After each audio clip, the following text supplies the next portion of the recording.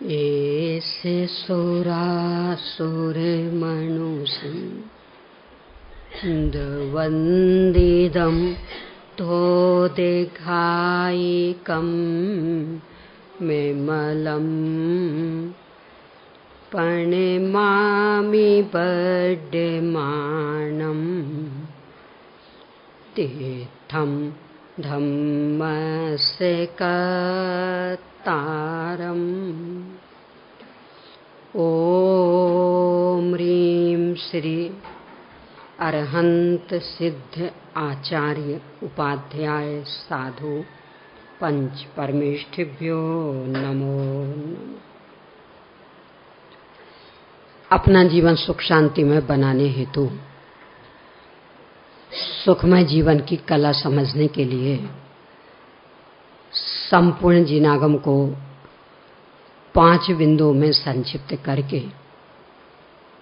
अंतिम 5वां बिंदु क्रमबद्ध पर्याय, इस पर अपनी चर्चा चल रही है।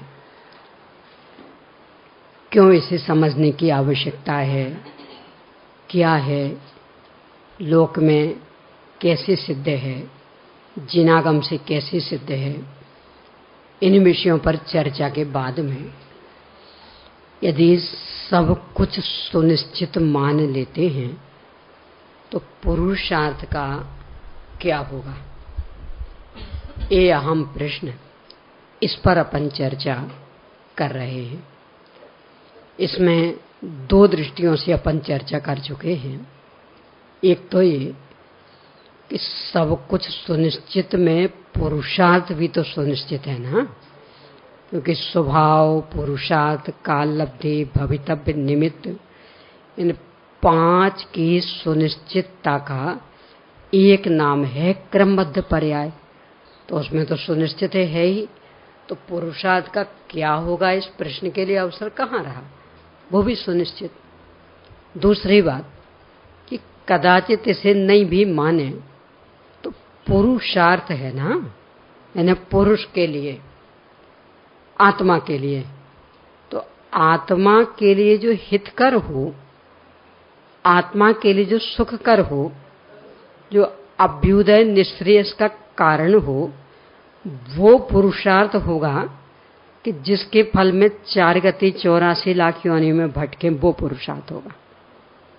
यानी लोक में भी कुछ सफलता मिले, कुछ जीवन अच्छा बने, तो उसे तो पुरुषार्थ कहा जाता।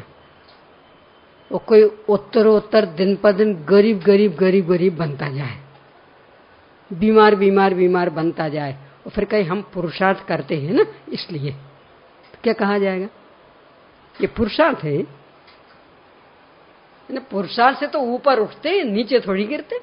यानी सीढ़ियां चढ़ने में कोई कहे कि हमने पुरुषार्थ किया, माना, पर फिसल गया, चढ़ रहा था ना, फिसल गया, फिसला तो सीधे नीचे, कि देखो हमने कितना पुरुषार्थ किया। यानी वो संतवाणी की 21वीं मंजिल से फिसले, सीधा नीचे। कभी कभी लिफ्टों में हो जाता ना ऐसा, सीधा नीचे। अब वो कहे कितने पुरुषार्थी हम, आप कभी आए, यानी सीधे 21वें मंजिल से पहले बिल्कुल ग्राउंड फ्लोर पर। कहेगा कोई पुरुषार्थी? यानी ऊंचे चढ़े तो पुरुषार्थ कहला सकता, गिरने को कोई पुरुषार्थ कहता है क्या? तो इस तरह से जो अभ्युदय और निश्रेयस का मार्ग, यानी स्वर्ग आदि की प्राप्ति हो, मोक्ष की प्राप्ति हो, उसे तो पुरुषार्थ कह सकते। नरक निगोद की प्राप्ति जिन परिणामों से हो, उन्हें पुरुषार्थ कैसे कहा जाए, ये चर्चा दूसरे बिंदु पर की। तीसरे बिंदु में 4 पुरुषार्थों की मुख्यता से चर्चा कि धर्म, अर्थ, काम, मोक्ष 4 पुरुषार्थ होते।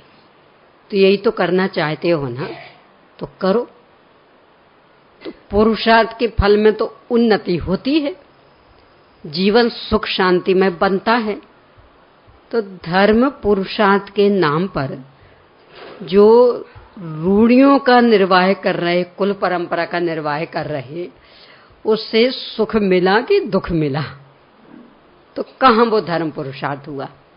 तो किसका नाम धर्म पुरुषार्थ होगा? कि वस्तु मात्र का जो स्वभाव है उसका नाम है धर्म, और उसे जानने की, उसे पहचानने की, उस रूप अपना जीवन बनाने की जो हम मेहनत करेंगे, ऐसा करने के लिए जो श्रम करेंगे हम, उसका नाम है धर्म पुरुषार्थ। और काफी अपन चर्चा कर चुके कि ऐसा कोई धर्म पुरुषार्थ करे तो स्वयं अपनी वस्तु में स्थिर हो जाए, फिर जो अतीन्द्रिय आनंद होगा उसका तो कहना ही क्या, वो तो अद्वितीय है ही, वो तो अद्भुत है ही। पर यदि सापेक्षिक निर्णय भी कर ले तो जितनी जो भी समस्याएं इसके जीवन में चल रही, उनके लिए कहीं दूर दूर तक भी अवसर ना रहे। यानी जिसके कारण तनावग्रस्त चल रहा, परेशान परेशान, क्या बात, किस बात की परेशानी? परिवार वाले नहीं सुनते तो धर्म पुरुषार्थ करो ना। कि आज तक का रिकॉर्ड कि किसी के भी परिवार वालों ने किसी की भी बात नहीं सुनी, तीर्थंकर जैसों के भी, तो आपकी कैसे सुन लेंगे? कि सब शरीर नहीं सुनता तो धर्म पुरुषार्थ करो कि तो लोगों का ही घर है, इसने कभी जीव का सुनना सीखा नहीं है तो ये कभी किसी का नहीं सुनेगा, तो आप सुनाने की कोशिश क्यों कर रहे हैं? कि सब दुकान नहीं सुनती, धंधा नहीं सुनता, तो धर्म पुरुषार्थ करो कि कभी किसी की बात धंधा नहीं सुनता, जितना जो आना है वो अपने हिसाब से आएगा, जब जाना है तो अपने हिसाब से चला जाएगा। आप अनुभवी नहीं हो तब भी यदि आने की योग्यता होगी तो आता रहेगा, और 50 वर्ष के अनुभवी हो गए हो और जाने की योग्यता पकेगी तो चला जाएगा। आपका अनुभव एक और रखा रहेगा, यानी अनाड़ी स्थिति में कमाते रहे, और जब बहुत बढ़िया विज्ञ हो गए ना सब तरह के अनुभवी, और तब गमा दिया। आपके हाथ में था ना, क्यों ऐसा हुआ? तो ये निर्णय करो कि कोई सा भी धंधा हमारा बिल्कुल नहीं सुनेगा, इसलिए हमें सुनाना ही नहीं। यानी जो हमारा सुनता ही नहीं तो उसको सुनाने का क्या मतलब निकलता? लोक में भी बुद्धिमान किसे कहते? यानी एक बच्चे को समझा रही हो माँ, वो बच्चा बार बार कहता रहे, देखो मम्मी मैं बिल्कुल नहीं सुनूंगा तुम्हारी, बिल्कुल नहीं मानूंगा, बिल्कुल नहीं मानूंगा, तो पूरा पड़ोसन क्या कहेंगी? काहे को माथा खपा रही हो? जब वो स्वयं कह रहा कि मैं नहीं मानूंगा तुम्हारी, तो तुम क्यों परेशान हो रही? छोड़ दो उसके भाग्य पे, निकाल दो घर से। कि तू मेरा नहीं मानेगा तो मुझसे भी कुछ मनमानी की कोशिश नहीं करना, फिर रोटी नहीं मांगना मुझसे, फिर टिफिन बना के देने की बात नहीं करना। तू अपने घर का राजा, हम अपने घर के, तू अपना देख, हम अपना देखेंगे, तो छोड़ दो नाता। क्या कहा जाएगा बोलो? यानी नहीं सुनता है कोई तो सुनाना क्यों? वो नहीं सुनता तो सुनाना बंद कर दो। अब ऐसे व्यक्ति को कौन रुला सकता? किस बात का टेंशन आएगा? इस तरह से सापेक्षिक रूप में भी यदि वस्तु स्वभाव का निर्णय करते हैं तो इतनी शांति मिलेगी कि कुछ कहो ना। और यथार्थ अपनी वस्तु को पहचान करके उसमें स्थिर हुए, फिर तो कहने क्या, फिर तो अद्भुत अतीन्द्रिय आनंद। इसके बाद अर्थ पुरुषार्थ, इस पर अपनी चर्चा कल रुक गई थी कि सब खूब खूब संपत्ति पैदा करें, ये हमारा अर्थ पुरुषार्थ। यहां कविवर पंडित बनारसी दास जी कह रहे कि जो संपत्ति हमारी सुख शांति छीन ले, अभी पारमार्थिक सुख शांति की तो बात दूर रहूं, अभी तो लौकिक भी, यानी घर में रहना मुश्किल कर दे, भोजन पानी मुश्किल हो जाए, जितने बड़े उद्योगपति उतनी बड़ी भाग दौड़। बोल देख लो, यहाँ तो खूब बड़े बड़े उद्योगपति रहते ना, तो जितने बड़े उद्योगपति उतनी बड़ी भाग दौड़।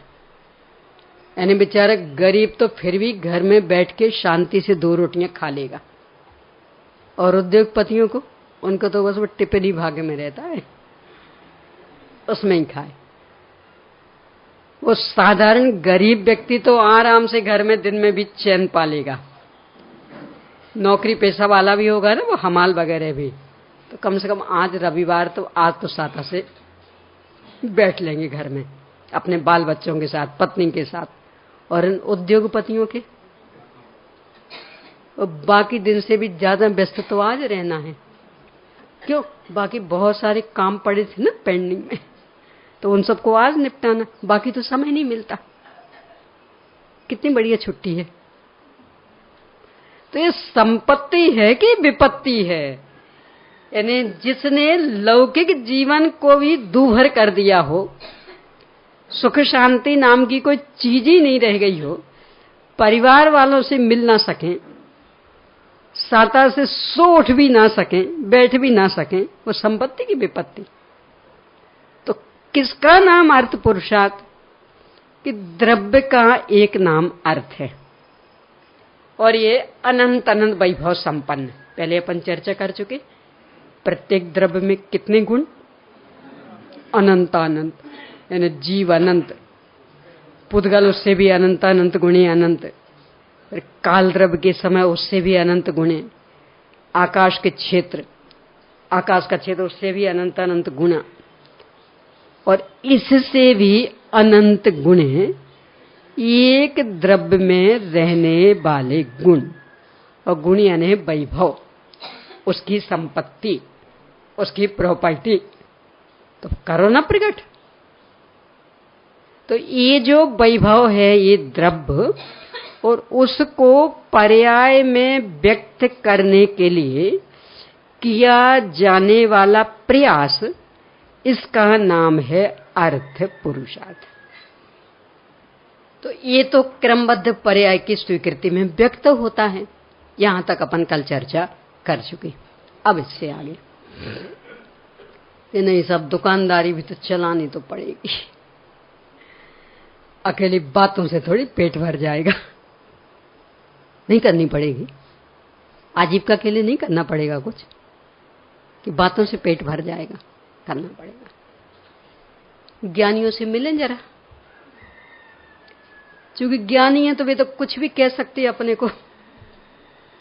तो एक जन तो लिखते हैं, भौंदू धन हित अघ करे, अघते धन नहीं होय, धर्म करत धन पाइए, जिन वच जानो जोय। क्या संबोधन दिया? भौंदू। किसे कहते भौंदू?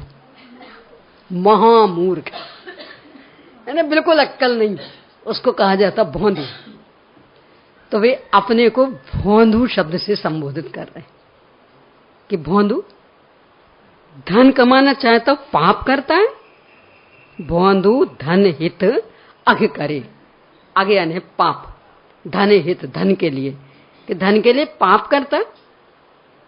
अरे अघते धन नहीं होए, पाप से धन नहीं होता है, तो कैसे होता? धर्म करत धन पाइए, कि धर्म करने से धन मिल जाएगा। और ये जिन वच, जिनेन्द्र भगवान के वचन हैं, इनको जोय, देख देख करके देख, निर्णय कर लो, सारी जिनागम में छानो। भरत चक्रवर्ती ने कौन सा उद्योग स्थापित किया था?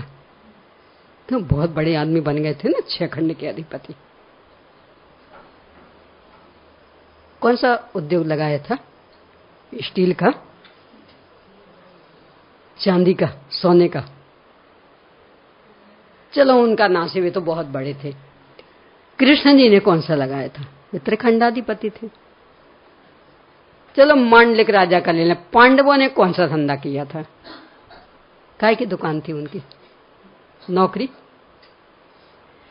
यानी जितने भी बड़े बड़े पद जिन पर अपन रीझते, क्या वैभव, सौ धर्मेंद्र नौकरी कर रहा, और फ्री फोकट की, एक नया पैसा नहीं देना पड़ता, कभी काम बताना नहीं पड़ता, और बिल्कुल A1 काम होता है। कुछ टोकना नहीं पड़ता, समझाना नहीं पड़ता कि भैया हम वहां मंदिर जी जा रहे हैं, तो आप ऐसा ऐसा कर लेना है, ध्यान से, गड़बड़ नहीं कर देना। ऐसा कभी कहना नहीं पड़ता, वो A1 काम।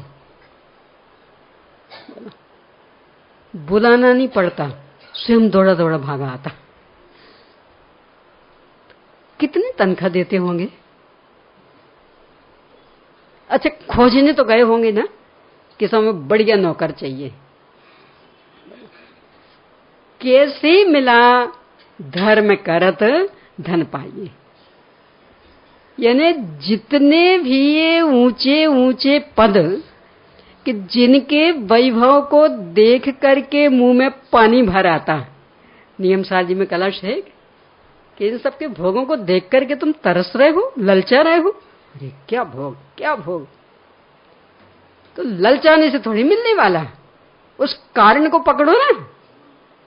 यहां आ जाओ देवशास्त्र गुरु की शरण में, ये जो मार्ग बता रहे उसको अपना लो, तो अपने आप ये सब मिल जाएंगे। ललचाना नहीं पड़ेगा, वास्तव में मिल जाएंगे।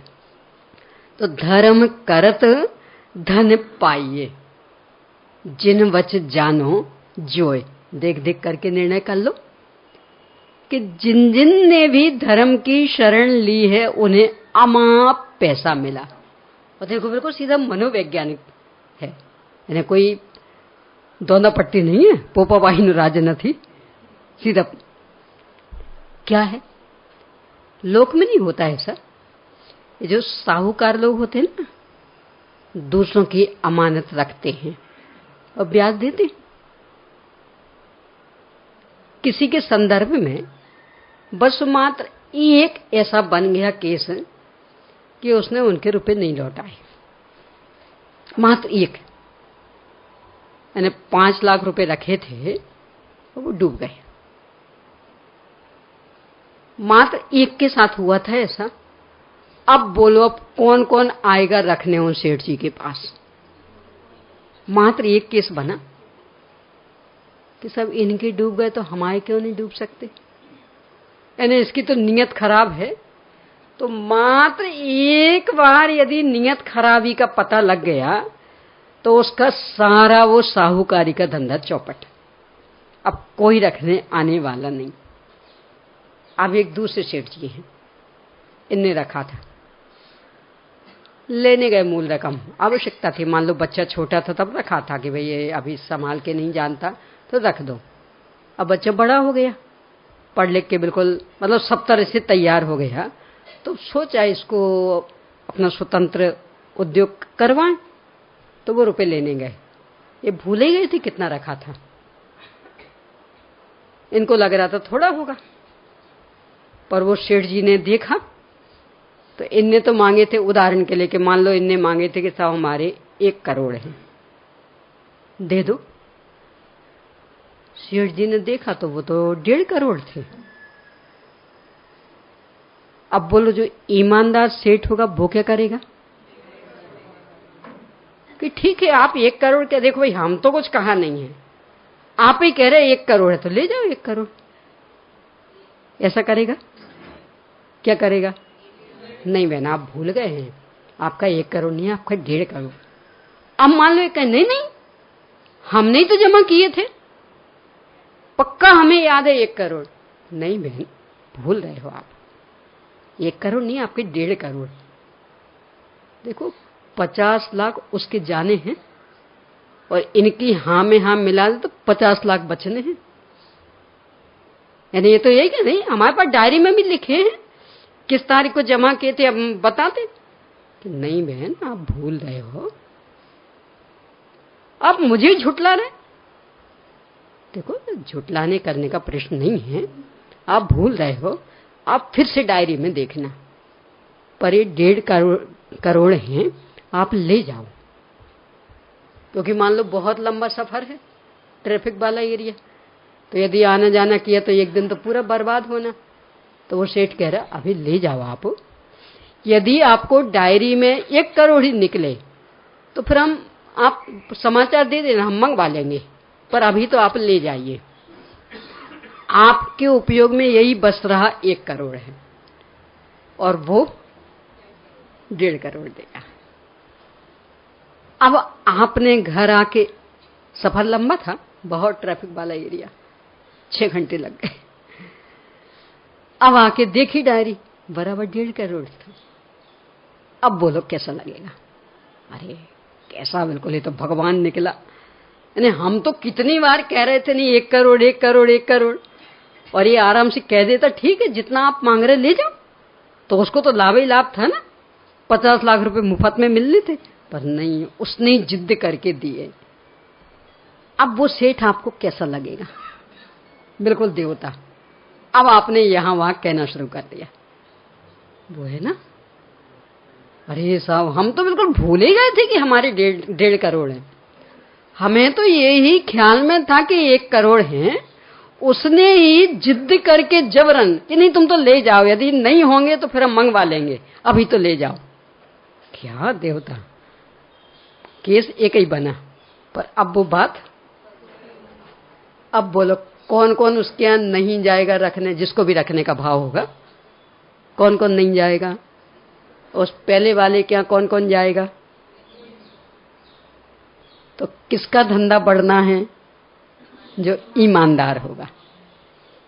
यानी चीज दूसरों की है तो भले वो दूसरा भूल रहा हो तो भी हम अपनी नीयत नहीं बिगाड़ेंगे। हम तो पूरे ईमानदार रहेंगे कि ये दूसरों की है, मतलब दूसरों की है। और जो हड़पने की कोशिश करेगा, ज्ञानी मतलब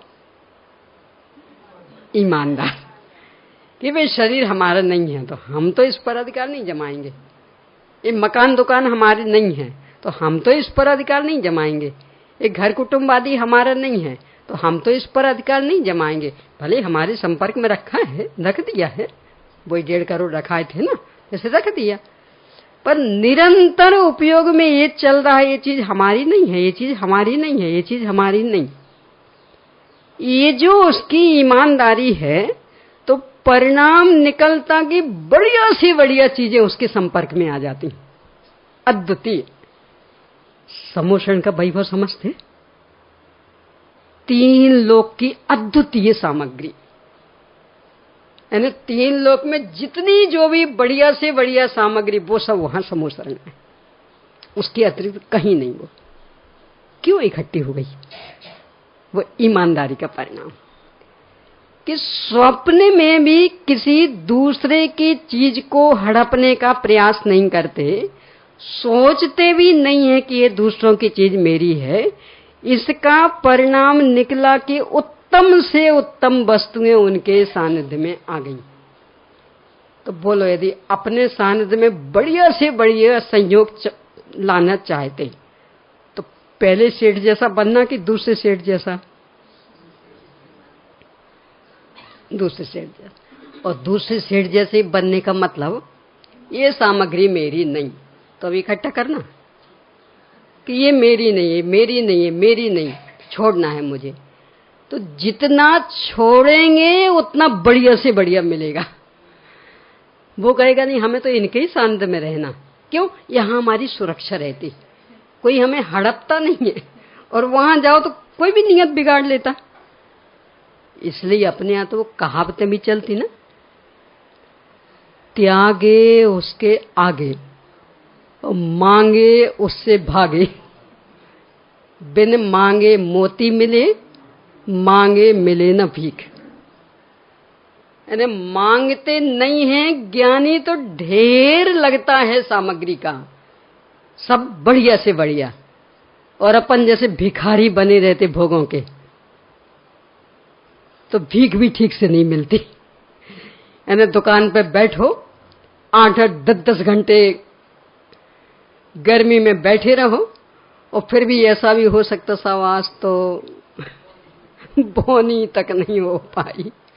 पता नहीं किसका मुंह देखा, कि किसी का मुंह नहीं देखा है, अपना मुंह देख लो जरा कि बेईमान बनोगे तो क्या होने वाला।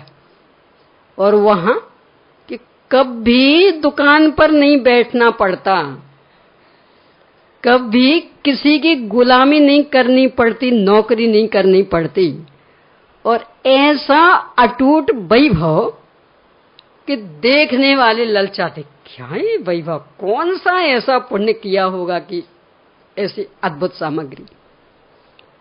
देखो अभी अपन लोगों में से भी कई ऐसे देखने को मिल जाते, आप लोगों ने भी देखे होंगे।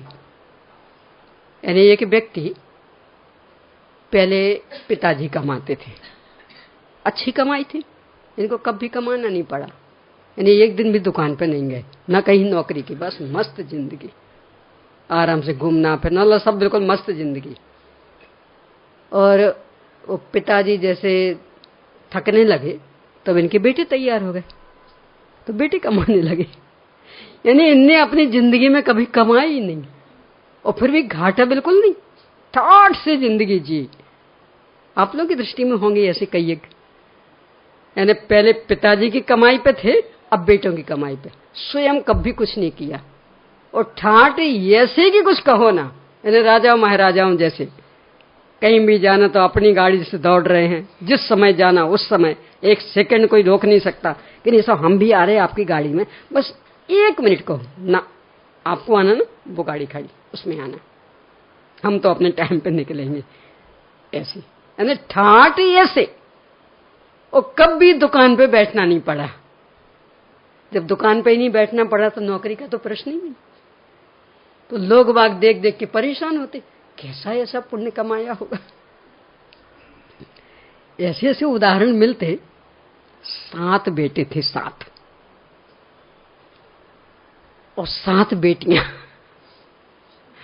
और सबकी शादी में वे तो बस आराम से सिंहासन पे मस्त, ना किसी बहू को देखने जाना पड़ा, ना किसी दामाद को देखने जाना पड़ा, और ना ही उनकी शादियों में कुछ करना पड़ा, यानी ऑर्डर देने भी नहीं जाना पड़ा, आराम से बस सिंहासन पे मस्त।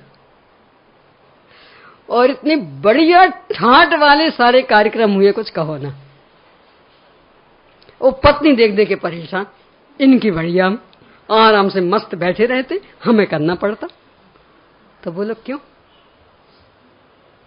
यानी उसी एक घर में रहने वाले दोनों की वो 14 संतान, और पिताजी बिल्कुल ठाठ से, कभी कोई कुछ चिंता नहीं, फिक्र नहीं, कैसे पंडाल बनेगा, कहां से बैंड आएंगे, कुछ नहीं। ओ पत्नी के दिमाग चेहरे पे 3 साल छा रहे हैं, माथे पे कहां से बैंड मंगाना, कहां क्या, और उन्हें कोई कुछ नहीं, और बिल्कुल A1 कार्यक्रम सब। किसका कमाल है बोलो? वो पत्नी जब के तो इनके तो बड़ी ठाठ चलते, कुछ करना ही नहीं पड़ता इनको कभी। तो अब ललचाने से क्या होता? क्यों नहीं करना पड़ा वो सोचो ना, कि अवश्य ही पूर्व भाव में ऐसा कुछ हमने अच्छा किया कि इतना इतना सब कुछ मिलने पर भी वे सारे समधी हाथों हाथों झेलते। वो अकेले वो लड़की वाले नहीं, इनकी भी तो लड़कियां थी ना, तो वो लड़के वाले भी कि सब आप कुछ नहीं करना, हम कर लेंगे।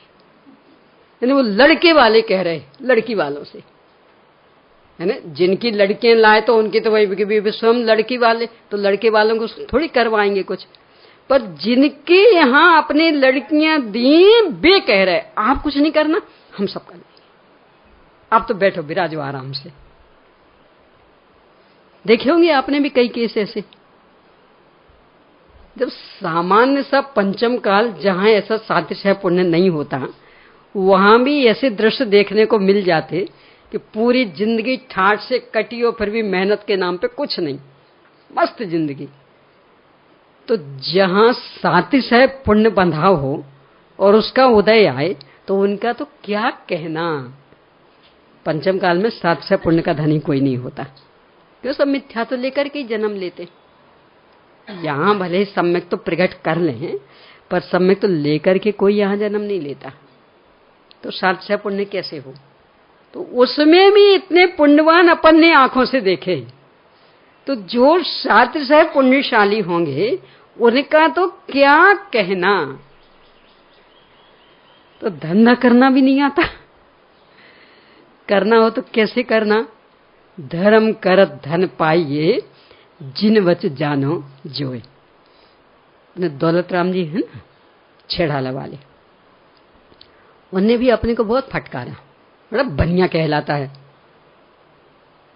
पता है किसे कहते बनिया? बनिया यानी जहां हाथ डाले तो कमाई लेकर के ही उठे, कभी घाटा नहीं लगा सकता वो, तो बनिया कहलाते हो। और जब देखो तब घाटा लग रहा, तो उन्हें एक भजन लिखा, अरे जिया जग धोखे की टाटी, झूठा उद्यम लोग करत हैं, तामे निश दिन घाटी। घाटा लग रहा निरंतर, और कह रहा हम बनिया हैं। अरे बनिया उसे नहीं कहते कि जिसके धंधे में घाटा लगे।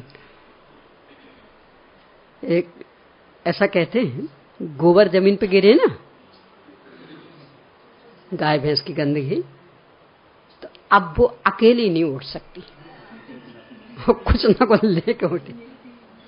जो भी होगा नीचे, धूल मिट्टी हो, पत्ते हो, कुछ भी हो, तो उसको लेके उठेगी। यानी यदि वो नीचे गिरा है तो अकेला नहीं उठ सकता, वो कुछ और अपने में ऐड करके उठेगा। तो ऐसे बनिया ने कहीं हाथ डाला है तो जितने रुपए डाले उतने ही लेके नहीं उठेगा, कुछ और, तब वो बनिया कहलाता है। और जो डाला था उसमें कुछ चला जाए तो बनिया नहीं होगा। तो वे कहते कैसे बनिया? झूठा उद्यम लोग करत हैं, जामे निश दिन घाटी। और कह रहे हम बनिया हैं, निरंतर घाटा घाटा घाटा, यानी आकुलता 24 घंटे भोग रहे, वो तो अलग है। और जितना चाह रहे उतना मिल नहीं रहा, तो रोज रोते, यानी कितने बिक गया हो, हम तो इसमें इतने का लाभ चाहा था। अब ठीक है, नहीं मिला तो ठीक है, परंतु अब वो परंतु वाली समस्या कभी समाप्त नहीं होती। तो निरंतर घाटा लग रहा है ना, अनंत आकुलता भोग रहा, वो अलग। यानी जिस पैसे को कमाने के चक्कर में उलझ रहा, क्या सोच के कि बढ़िया बढ़िया खाना मिलेगा, वर्तमान में ही नहीं खा पा रहा। अच्छे बढ़िया बढ़िया उद्योगपति है ना, क्या हालत, वर्तमान में ही नहीं खा पा रहे। तो पहले खाने लायक इकट्ठा नहीं हुआ था, तो ये सोच के नहीं कुछ इकट्ठा हो जाए तब मजा आएगा भोगने में। अभी क्या, अभी तो इकट्ठा करते जाओ, इकट्ठा करते जाओ। तो इकट्ठा करने के चक्कर में सूखी सूखी रोटी खाते रहे। और जब कुछ लगा हाँ अब कुछ इकट्ठा हो गया, चलो अब खाएं, और तब तक शरीर ऐसा हो गया कि डॉक्टर ने कहा घी बंद, दूध बंद, शक्कर बंद, अब खा लो क्या खाते। बोलो है कि नहीं ये स्थिति? और ये लगभग आज के प्राणी पर बीत रही कि नहीं बीत रही? बोलो, बढ़िया मकान बना लिया, अनेक अनेक नौकर रहते, पूरा एसी वाला मकान, तो नौकर आराम से एसी का भोग रहे हैं, और मालिक सब आज वहां जाना, आज वहां जाना, आज कचहरी जाना है तो आज उनके ऑफिस में, तो कल उनके ऑफिस में। कि नहीं गर्मी, सब गर्मी अब कहाँ देखी जाती गर्मी। और ऐसी गर्मी देखते रहे तब तो हो गया काम। तो किन के लिए ऐसी बिल्डिंग बनाई थी? किन के लिए थी? नौकरों के लिए। सोचना एक एक बात पे, यानी कितना घाटे का धंधा अपना चल रहा है। यानी निरंतर आकुलता, लौकिक दृष्टि से भी नहीं भोग रहे, पारमार्थिक दृष्टि की तो बात छोड़ें, कितना घाटे का धंधा। यानी एक सेकंड की चैन नहीं। अब मोबाइलों ने तो और ही दम निकाल दी। पहले कम से कम रात में तो चैन पड़ जाती थी, अब वो तो 2 बजे भी टंटा ना सकता, वो कभी भी। और अपने में अब इतनी चैन नहीं रह गई कि अब बज रहा तो बजने दो, पता नहीं किसका होगा, कौन सा जरूरी काम आ गया होगा, और नंबर आ गए तो वही आफत, क्योंकि पता है इनका है, तो ऐसे तो ही परेशान करेंगे नहीं, अवश्य कोई इनके ऊपर आफत होगी, इसलिए 2 बजे रात को पुकारा, अटेंड करो। है ना, पहले कम से कम नंबर पता नहीं रहते थे, तो इस आकुलता से तो बच जाते थे। अब नंबर पता, आपकी बेटी का ही आ रहा, बेटे का आ रहा, अब बोलो है हिम्मत कि अटेंड नहीं करो। पता नहीं कौन सी आफत में उलझ गए होंगे। आखिर वे भी तो जानते हैं ना कि ये सोने का समय, पर किया है पता नहीं कौन सी आफत में उलझ गए होंगे। अटेंड करे तो आफत और नहीं करे तो आफत, दोनों में ही। तो कितना घाटे का धंधा, ये लिख रहे दौलत राम जी। झूठा उद्यम लोग करत हैं, जामे निश दिन घाटी, निकल जाएंगे प्राण छिनक में, पड़ी रहेगी माटी। अरे जिया जग धोखे की टाटी। यानी जोड़ते जोड़ते जोड़ते जोड़ते जोड़ते और जोड़ने वाला तो और सब पड़ा है ठाठ। दौलत राम समझ मन अपने, दिल की खोले कवाटी। अरे जिया जग धोखे की टाटी। ने ऐसा उद्यम क्यों करना कि जिसमें हमेशा घाटा घाटा घाटा। जिसे लौकिक अर्थ पुरुषार्थ कह रहे, सब दुकान चलाना है, नौकरी करना है, आजीविका करनी, ये तो सब घाटे का धंधा है। मुनाफे का धंधा कि ये धर्म करो, दोनों हाथ लड्डू। अतीन्द्रिय आनंदमय जीवन होगा, और जितना नहीं हो पाएगा तो कषाय की मंदता भी इतनी अधिक होगी कि सारी सुविधाएं अपने आप मिलनी। अभी चर्चा की ना, इस निकृष्ट काल में भी ऐसे पुण्य वाले देखे जाते। मेरे पास अपना कोई वाहन नहीं, यानी एक साइकिल भी नहीं, कभी नहीं रखी और न रखूंगी, और फिर भी और इतने बड़े बड़े ड्राइवर मिल जाते, कुछ कहो ना, बढ़िया एक्सपर्ट।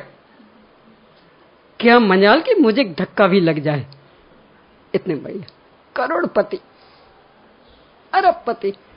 और ऐसा नहीं, शान समझे, इन्हें निकलो तो 10 गाड़ियां खड़ी हैं, और सब एक हमें एक बार अवसर मिल जाए, हमारी गाड़ी पवित्र हो जाए। बोलो किसका नाम पुण्य अभी इसी धोखे में। क्या कमाना चाह रहे। और ये तो साधारण सा है, गुरुदेव सिंह को भी तो अपन ने देखा ना, कैसा पुण्य था। उनके पास था कुछ, क्योंकि 19-20 वर्ष की उम्र में दीक्षा लेके निकल गए थे, सब कुछ त्याग। और फिर 45 वर्ष की उम्र में परिवर्तन किया, तो अब इस उम्र में आप क्या दुकान चलाते, क्या गृहस्थी जमाते, तो पूरा वो जीवन तो वैसा का वैसा बना रहा। तो कोई कमी पड़ी होगी ना, ये कुछ नहीं, तो रहने के लिए, भोजन पानी के लिए, यातायात के लिए कुछ कमी पड़ी। यानी एक नया पैसा जिनके पास नहीं, उनके लिए स्पेशल गाड़ी विथ ड्राइवर, बिल्कुल फ्री, 24 घंटे हाजिर। क्या अमृत वर्षिणी, एक नाम था शायद, अमृत, नहीं गाड़ी का नाम मंगलवर्धनी। मंगलवर्धनी कहीं भी जाना हो 24 घंटे खड़ी, ड्राइवर सहित। ड्राइवर के हाथ नहीं जोड़ने पड़ते। यानी कमाना भी अपने को नहीं आता, व्यापार करने चले हैं, व्यापार करना नहीं आ रहा। कैसे किया जाता व्यापार, यानी अपने बस कर्तव्य, अरे सब हम करेंगे तो होगा। कल चर्चा की थी ना, कितनी मेहनत करते हुए हमारे लोग, और रूखी रोटियां नहीं है नसीब में। मेहनत से होता, ये पुण्य के उदय से होता। अरे लौकिक पढ़ाई से भी नहीं होता। जो अपने इंदौर के सेठ साहब की बात आई थी ना, सर सेठ हुकमचंद, कितने पढ़े थे, कितने पढ़े थे, काला अक्षर भैंस बराबर। अंग्रेजी शासन था, इनने मिलें खूब खोल रखी थी कपड़े की, तो हस्ताक्षर करने पड़ते थे। तो पहले तो कैसे भी करके चलाते रहे, पर उनका शासन तो काफी कठोर, नहीं हस्ताक्षर आपको ही करने पड़ेंगे। तो जैसे तैसे सीखे लिखने अक्षर। तो कितने सीखे थे? ह क म च द। बिंदी का क्या काम और मात्रा का क्या काम? काना मात्रा कुछ नहीं। जैसे तैसे इतना सीख पाए। तो ह क म च द, बस 5 अक्षर लिख लेते थे बस। बाकी उस पर बिंदी नहीं, मात्रा कुछ नहीं, यानी ना नीचे की मात्रा ना ऊपर बिंदी, कुछ नहीं, बस इतने पढ़े थे। और वो भी मजबूरी में। पहले तो वो भी नहीं, पर जब बहुत ही कि भी अब तो काम ही अटकने लगा, जब तक साइन नहीं होंगे तो फाइल आगे नहीं बढ़ती, तब इतना सीखा। और चर्चा आई थी कितने बड़े आदमी कि अंग्रेजी शासन उनसे कर्ज लेता था, गवर्नर उनसे कर्ज लेते थे। इतने बड़े किससे कमाई हुई? यानी कोई सा भी व्यक्तित्व तो देखें, चाहे इतिहास उठा के देखे हो चाहे वर्तमान के देखें, बिल्कुल अंगूठा छाप व्यक्तियों के यहाँ बड़े बड़े सीए जिनने अपनी जिंदगी लगा दी 26, 27, 28 साल तक का बिल्कुल क्रीम टाइम और सीए की डिग्री लेने में, और वे उनके यहाँ नौकर हलो हलो कर रहे, वही बिल्कुल काला अक्षर भैंस बराबर, कुछ नहीं जानते इंग्लिश का। अच्छे बड़े बड़े इंजीनियर विदेश से पास होके आए, फॉरेनर, और वे इनके यहाँ नौकरी कर रहे हैं, और इनको ABCD लिखना नहीं आता। नहीं देखे जा रहे? किसका कमाल? पढ़ाई का? कि सब हम डिग्रीधारी हो गए इसलिए, इसलिए वो तो कुछ भी डिग्री नहीं लिए, ABCD नहीं आता। यानी ना बुद्धि से कोई संबंध है, ना ही यहां शारीरिक मेहनत से कोई संबंध है, पैसे का आना नहीं आना पूर्णतया पूर्ववद पुण्य पाप के ऊपर निर्भर। और जितना जैसा पुण्य सम्यक्त की भूमिका में बंधता है, मिथ्या दृष्टि को वैसा बंध ही नहीं सकता। क्यों? वो तो बेईमान है, उसके संपर्क में जो आता उसे हड़पने की कोशिश करता। तो अभी वही पहला सेट लिया था ना, बस एक ही बार हड़पा था, पर उतने से गया। और दूसरा सेट कि वो भी एक ही केस बना था ऐसा, पर उतने से के बल पे जो देखो सब हमें अपना रुपया रखना, उनके यहाँ रखेंगे हम तो। क्यों? हम कदाचित भूल गए तो भी। यानी जो भी पर पदार्थ पर अधिकार जमाने की कोशिश नहीं करेगा, उसे संपूर्ण विश्व की अद्भुत से अद्भुत सामग्रियां मिलेंगी अपने आप।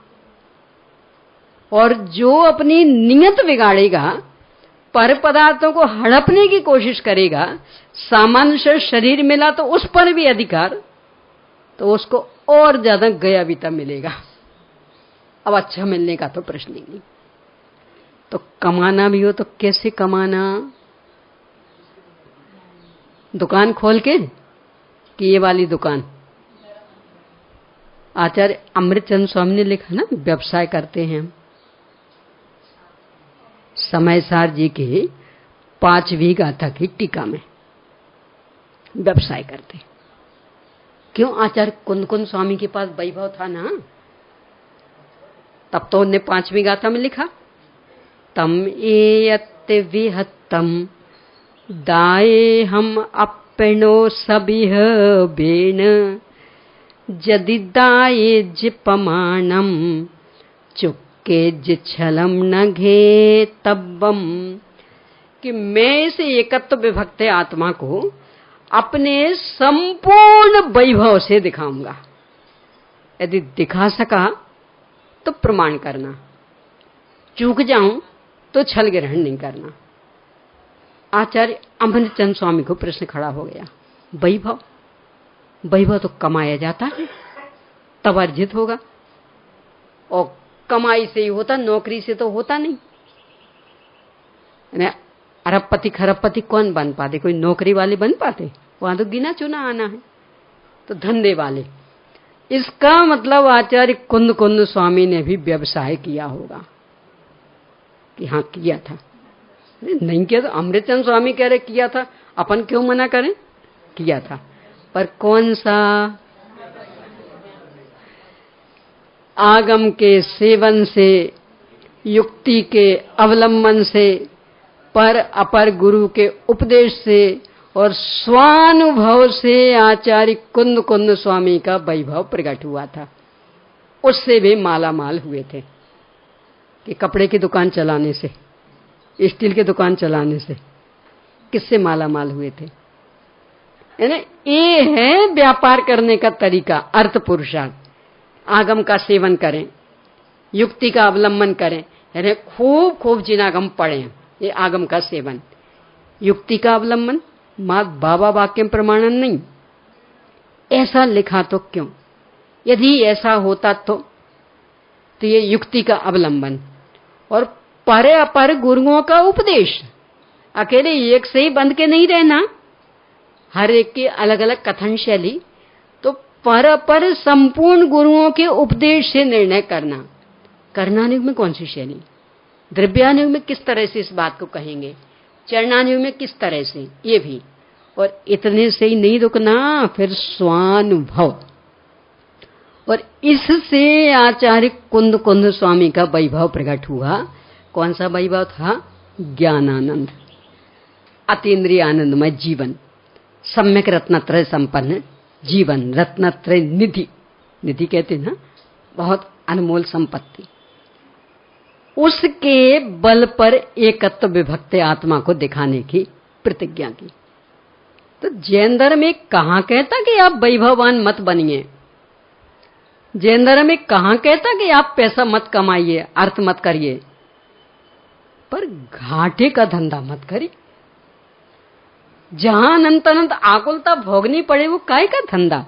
तो ऐसा अर्थ कमाइए कि जो हमेशा साथ में रहे, कमाने में भी जीवन निराकुल रहे, उसके मिलने पर भी जीवन निराकुल रहे, और ज्यों-ज्यों वो बढ़े त्यों-त्यों निराकुलता बढ़े। ये संपत्ति तो उल्टा काम करती, ज्यों-ज्यों बढ़ती त्यों-त्यों आकुलता। एक दिन पहले भी चर्चा आई थी ना अपनी कि अपना ही जीवन देख लेना। यानी आज से 40-45 साल पहले पूरे भारत में इतना पैसा नहीं था। अरे भारत में क्या, पूरे विश्व में ही नहीं था इतना पैसा जितना आज है। तो भी कैसा जीवन बीतता था, कितना निराकुल। और आज अपना अपना भी देखें तो उससे कई गुना अधिक। यानी एक एक अपना अपना भी देखना कि 40 साल पहले का और आज का कम से कम और नहीं तो 10-20 गुना अधिक तो निकलेगा ही निकलेगा। और आकुलता, पहले जितने निराकुल थे उससे कई गुनी। क्या पाया? ये वैभव है, संपत्ति है कि विपत्ति पाई? बोलो, हर तरह की आकुलता देख लो, चाहे वो शारीरिक हो, चाहे मानसिक हो, चाहे पारिवारिक हो, चाहे कौटुंबिक हो। यानी पहले नहीं था तो सब आराम से निश्चिंत। अब कहीं वो भाई ना छीन ले, कहीं वो बहन ना छीन ले, कहीं वो अमुक ना ले ले, कहीं वो अमुक ना ले ले। कितना माथा फोड़ी का काम हो गया। और नहीं था तो कुछ नहीं, है ही नहीं, कौन छीनेगा? सब मिलजुल करके आराम से रहते। अब किसी के साथ मिलने की भावना नहीं। क्यों? कहीं वो हमारी संपत्ति के ऊपर नियत बिगाड़ के ना रहना चाहता हो हमारे पास। बोलो, क्यों नहीं मिल पा रही सेवाएं? बस यही कारण तो बनता। यानी कोई कहे भी कि ठीक है हम सब आपको संभालेंगे, बिल्कुल ईमानदारी से कह रहा हो, तो भी अपने अंदर भाव क्या आता? ये वास्तव में ईमानदारी से संभाल सकता कि कहीं वो पैसे के प्रति तो इसकी निगाह नहीं बिगड़ रही? कौन ऐसा संभाल लेगा ईमानदारी से? फोकट में कौन करेगा?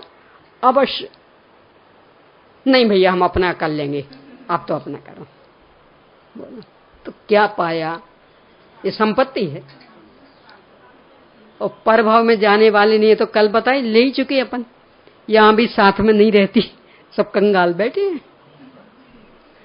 कितना कितना बोलो, यानी देखेंगे ना एक एक के जेब को, पर्स को, तो 5-10 रुपए मिलना भी मुश्किल हो जाएगा। बोलिए दीदी कितना है आपके पास अभी बैग में, पर्स में? हाँ बैग में, ये वाला नहीं पूछ रही, जो वो पर्स लिए हो ना उसमें कितना है। यानी कहाँ रहता साथ में, तो काहे की वो संपत्ति कि साथ में लेके ना चले। इसलिए दौलत राम जी ने कहा ये तो सब घाटे का धंधा है, ज्ञानी ऐसे धंधों में नहीं लगते। क्यों? भोग भी नहीं पाना। अपने भूधर दास जी जो हुए उन्हें भूधर शतक यानी जैन शतक नाम से जो प्रसिद्ध, उसमें तो अपना कच्चा चिट्ठा इस तरह से खोल के रखा कि पढ़े तो लगे कैसा पागलपन छाया अपने ऊपर। तो भी ऐसा लिखते, चाहत है धन हो ये किसी विधि, तो सब काज सरे जिए राजी। गेह चिनाए करे गहना कछु, ब्याह सुता सुते बाटिए भांजी। चिंतत यो दिन जाहि चले, जम आने अचानक देत दगाजी। खेलत खेल खिलारी गए, रही जाए रूपी शतरंज की बाजी। ये जो पसारा कर रखा ना इस शतरंज की बाजी, बस अब ये दुकान आज डाली है, अब इसमें इतना हो जाएगा, तब तक बेटा भी इतना बड़ा हो जाएगा, फिर उसके नाम से दूसरी डाल देंगे, फिर इतना हो जाएगा, फिर इतना हो जाएगा तो गहने बनवा देंगे, बढ़िया फ्लैट खरीद लेंगे। और ये सोचते सोचते सोचते सब शतरंज की बाजी फैला रखी। और चिंतत यो दिन जाहि चले हैं, जमे आने अचानक दे दगाजी। तो परिणाम क्या निकलता? खेलत खेल खिलारी गए, रही जाए रुपी शतरंज की बाजी। कि वो बाजी चल रहे थे तो वो तो वैसा का वैसा फैला पड़ा रहा हो खेलने वाला, और कहां से कहां गया भगवान जाने। जिसके लिए इतनी हाय हाय की थी उसको भोगने का तो अवसर मिला ही नहीं, और इस हाय हाय के फल में नरक में गया कि निगोद में गया भगवान जाने क्या पाया। तो ये धंधा है कि घाटा है? ये जो धंधे से कमाई हुई संपत्ति है ना, उसका एक नाम होता दौलत। सुना होगा? ये जो सब जड़ संपत्ति है ना, इसको दौलत कहते। दौलत क्यों कहते पता? जो दो लाते मारती। लात तो समझते ना, तो जो दो लाते मारे, जब वो आती है तो सीधी लात मारती तो यूं अकड़ जाता हमारे सामने। आपकी बोलने की हिम्मत, आप समझते नहीं किससे बात कर रहे, यूं अकड़ा रहेगा हमेशा। और जब वो जाती है तो यहां लात मारती तो यूं।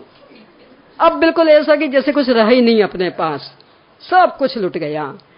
यानी सीधा ही ऐसा रह ही नहीं सकता, या यूं अकड़ेगा कि बस मैं चौड़ा बाजार सकरा इतना बड़ा आदमी, और या फिर यूं हो जाएगा, अब कुछ हैसियत रही नहीं। ते दो लातें जो मारे वो दौलत। तो जो लाते ही लाते मारने का काम करती, और उसके पीछे पड़ने का क्या मतलब निकलेगा? इसमें ही पंडित बनारसी दास जी ने इस संदर्भ में बहुत फटकार लगाई अपने को, बहुत मधुर शब्दों में, सुनने लायक। यानी कितना बढ़िया अपन काम कर रहे हैं। इतनी फटकार, ये साध्य साधक द्वार का 7वें नंबर का पद, साध्य साधक द्वार जो सर्वविशुद्धि ज्ञान अधिकार है ना, उसके बाद में जो परिशिष्ट, तो उसमें शुरू में तो भंग, और फिर इसके बाद साध्य साधक द्वार, उपाय उपेय द्वार, तो उस संबंधी 7वें नंबर का पद। चेतन जी तुम्हें जागी विलो कहू, लागी रहे कहाँ माया के ताई। आए कहीं सो कहीं तुम्हें जाओगे, माया रमेगी जहां की तहाई। माया मतलब ये जड़ संपत्ति, इसको माया भी कहते ना, जड़ संपत्ति। माया तुम्हारी न जाति न पाति न वंश की बेली न अंश की झाई। दासी किए बिनु लातनी मारत ऐसी अनीति न कीजे गुसाई। गुसाई मतलब भगवान, भगवान आत्मा कहलाते ना अपन, भगवान कहलाते हो। ऐसी अनीति कि यदि इसको दासी बना के नहीं रखा तो लाते मारेगी ये, और आप गुसाई कहलाते, गोस्वामी कहलाते, भगवान कहलाते हो, लाते खाओ दूसरों की। लोक में भी किसी को लाते मारी जाए ना तो सबसे बड़ा अपमान माना जाता है। और यदि कोई सहता रहे, देखो तो कैसा व्यक्ति है, लाते सहता रहता, घुसाए ये नहीं कि हट जाए, यानी सबसे अधिक अपमान माना जाता है। ये संपत्ति बहुत कठोर संबोधन, एक प्रकार के अंदर में प्रताड़ना जैसी कि चेतन जी जरा जग करके देखो तो सही, क्या कर रहे हो? लाग ही रहे कहां माया के ताई, इस माया के चक्कर में क्या लग रहे हो? हाय हाय हाय हाय हाय पैसा, हाय पैसा, हाय पैसा, 24 घंटे बस बोई धुन, यानी दिन भर वहां दुकान पे बैठ के धंधा चले और रात भर घर में बैठ के धंधा चले, और छुट्टी में तो और ही भागदौड़ वाला धंधा चले, यानी एक सेकंड की फुर्सत नहीं। तो क्या कर रहे हो? इस माया के चक्कर में फंस गए। सोचो तो जरा, आए कहीं सो, कहां से आए? लेकर के आए थे, मुट्ठी को बांधे आया था और हाथ पसारे जाएगा। तो क्या लेके आए थे और क्या लेके जाओगे? अपना पुण्य पाप, अपने संस्कार लेके आए थे, वो लेके जाएंगे, और ये सारा ढेर। तो आए कहीं सो, कहीं तुम जाओगे, माया रहेगी जहां की तहाई। कमला चलत न पेड़ जाए, मर घट तक परिवारा। जब जाएंगे ना तो वो तिजोरी ये भी नहीं सोचेगी कि हमें नहीं इकट्ठा किया था, अब कम से कम एक बार अंतिम दर्शन तो कर लें। जो तिजोरी भर रखी ना, अब अंतिम दर्शन आएगी। कमला चलत न पेड़ जाए, अपनी जगह से 1 इंच भी बढ़ने वाली नहीं कि कम से कम एक बार अंतिम। अब तो मिलना ही नहीं इनको, नहीं, जहां है वहीं रखी रहेगी। यानी बैंक की बैंक में, लॉकर के लॉकर में, अलमारी के अलमारी में, जहां जो है 1 इंच भी वहां से हटके अपने को, शरीर को भी देखने आने वाली नहीं। तो किसके चक्कर में रह रहे हैं? माया रहेगी जहां की तहाई। और है कैसी है माया? तुम्हारी न जाति न पाती। इसका भी तो कोई होता कि नहीं ऐसा? जैन जैन मिल जाए, परिचय बिल्कुल नहीं था, सफर में थे, पर ऐसी बातचीत हुई, सब आप कौन? जैन। हम भी जैन। ठीक है, जैन तो हैं पर दिगंबर। अरे हम भी दिगंबर। ठीक है, दिगंबर तो हो पर कांजी स्वामी। अरे अरे कांजी स्वामी वाले, हम भी कांजी स्वामी वाले। अब तो फिर देखना मजा, अब तो वो टिफिन भी, यानी एक जैसे ही मिल जाए तो कितना उल्लास आता है। और अपन भी गुजराती छे, फिर तो कहने क्या, फिर तो वो, यानी फिर तो यदि रिक्शे से भी जाएंगे तो उसको पैसे भी नहीं देने देंगे। अरे अपन गुजराती, गुजरात तो एक होता है, उसमें कहां दुविधा के लिए अवसर। यानी जाति का इतना महत्व है ना। ये धन किसकी जाति वाला? वो अचेतन, अपन चेतन, क्या मेल खा रहा? तो माया तुम्हारी न जाति और न पाती। पाती मतलब पंक्ति, यानी जिनके साथ रोटी बेटी का व्यवहार हो। यानी मान लो ऐसे पहचान हो गई, मोक्षो मुमुक्षो, कांजी स्वामी वाले, सब कुछ। पर मान लो ये है मारवाड़ी और आप हैं गुजर, तो रोटी बेटी का व्यवहार तो नहीं करोगे। कि नहीं साहब हमारे यहाँ तो पद्धति कि मारवाड़ी की बेटी लाएंगे, गुजरातियों की बेटी लाएंगे, तो वो तो व्यवहार नहीं हो पाएगा, मतलब पांति नहीं मेल खा पाएगी। ये जड़ अचेतन, इसके साथ पांति मेल खाएगी तो न जाति न पाति, वंश की बेली, बच्चे आदि होते ना वो वंश की बेली, अरे इनसे हमारा वंश वृक्ष फलेगा फूलेगा। तो संपत्ति, उससे वंश वृक्ष बढ़ेगा ना। यानी आप मेहता, तो कितनी संपत्ति इकट्ठी कर लें कि वो मेहता वाला वंश बहुत लंबे काल तक चलता रहे। बोलो, एक बेटा होगा तो कम से कम एक भाव तक मेहता वंश सुरक्षित रहेगा, फिर उसका बेटा होगा तो अगली पीढ़ी, उसका बेटा हुआ तो अगली पीढ़ी, और नहीं हुआ बेटा पर संपत्ति अटूट, तो बोलो वो मेहता वंश कब तक सुरक्षित रहेगा। तो यहां कह रहे संपत्ति वंश की बेली नहीं है और ना अंश की झाई, और बेटे का बेटा उसमें अपनी अंश का प्रतिबिंब दिखता।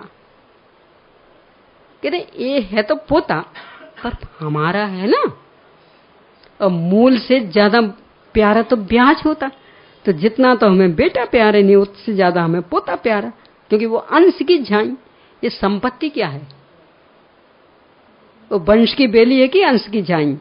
इसलिए दासी किए बिन लातनी मारत, कि यदि इसको दासी बना के नहीं रखा तो लाते मारेगी। ऐसी अनीति, ये अनीति है, हे भगवान आत्मा ऐसा मत करो, शोभा नहीं देता। इस जड़ को इकट्ठा करने के चक्कर में मत उलझो, इसे अपना पुरुषार्थ मत मानो। जो स्वयं अनंत वैभव संपन्न द्रव्य, उसका आश्रय लेके वह अनंत वैभव पर्याय में प्रकट करने का प्रयास करो, इसका नाम होगा अर्थ पुरुषार्थ। शेष चर्चा आगे। प्रश्न लिख लीजिए। लौकिक संपत्ति पाने का भी, लौकिक संपत्ति पाने का भी उपाय क्या है, यह बताते हुए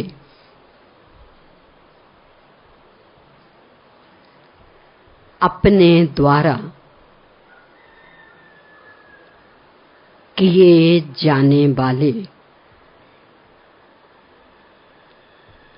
धंधों को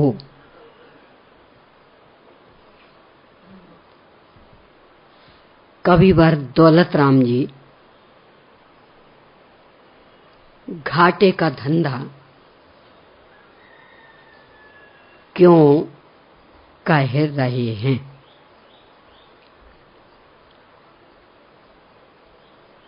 अगला, आचार्य कुंद कुंद स्वामी का वैभव क्या था और वह कैसे प्रकट हुआ था।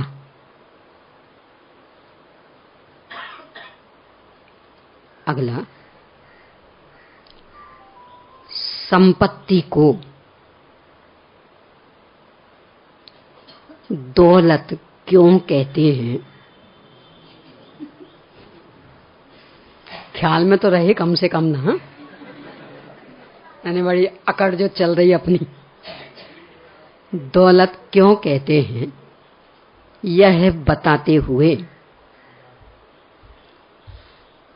कविवर पंडित बनारसी दास जी ने